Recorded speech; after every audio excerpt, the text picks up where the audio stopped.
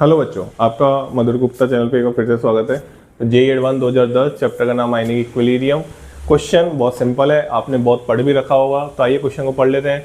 The total number of diprotic acid among the following is. आपको इन सबकी structure inorganic chemistry में पढ़ाई गई होगी। जी हाँ, डाइप्रोटिक 2H+ जो दे सके वो डाइप्रोटिक एसिड हो जाएगा। आइए बात कर लेते हैं, एक एक की स्ट्रक्चर की बात कर लेते हैं। H3PO4 की अगर हम बात करें तो ये आपका हो गया H3PO4।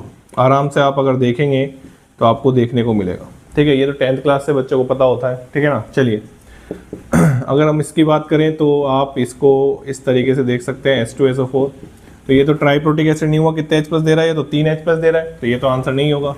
H2SO4 2H+ दे रहा है, तो ये आंसर होगा। ऑक्सीजन से जुड़ा हुआ हाइड्रोजन, ठीक है ना। हाँ, ध्यान से रखना। H3PO3 की स्ट्रक्चर का हम बनाए P डबल बॉन्डो OH और H, ठीक है। तो ये भी क्या हो गया, डाइप्रोटिक एसिड हो गया, तो ये भी आंसर हो गया, ठीक है ना।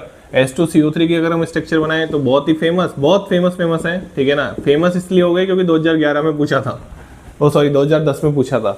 आज से 15 साल पहले की बात कर रहे हैं, ठीक है। तो इसलिए फेमस तो होने ही थे, ठीक है ना। तो ये भी डाइप्रोटिक एसिड हो गया। ये हमारा ओलियम पायरोसल्फ्यूरिक एसिड भी इसको बोलते हैं हम। इसकी स्ट्रक्चर मैं नीचे बना देता हूँ, ठीक है ना। इसकी स्ट्रक्चर मैं नीचे बना देता हूँ। H डबल बॉन्डो OH, ऑक्सीजन बीच में आ जाएगा।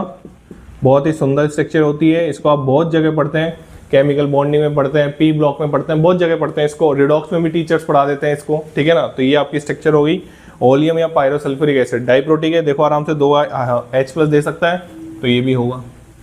इसके बाद H3PO3 गलती से ही मत कर देना, मोनोप्रोटिक होता है ये। 3 हाइड्रोजन देख के ऐसे बिल्कुल भी मत कर देना, ठीक है। इसकी स्ट्रक्चर तो मैं आपको दिखा देता हूँ, लेकिन 3 हाइड्रोजन देख के इसकी बिल्कुल भी ऐसे मत कर देना, ठीक है। ट्राइप्रोटिक मत बोल देना, ये मोनोप्रोटिक होता है, ठीक है ना। ये खुद का H+ भी नहीं देता, ये वाटर का H+ देता है, ठीक है ना। चलिए H3PO2 की बात करें। H3PO2 हमारा ये हो जाएगा OH H H, ये हो गया H3PO2।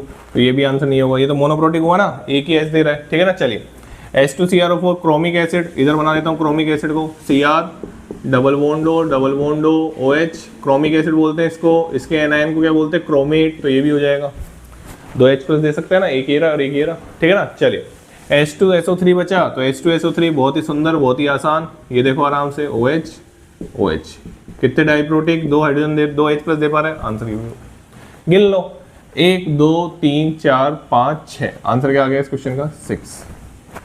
सिंपल क्वेश्चन था, ठीक है ना। आप आराम से देख सकते हैं, इन सब की स्ट्रक्चर आपको आनी चाहिए अगर आप जेईई की प्रिपरेशन कर रहे हैं। ऑब्वियसली हर जगह ये पढ़ाई जाती है, ठीक है ना। चलिए, thank you so much. Channel को लाइक करें, शेयर करें और सब्सक्राइब करें।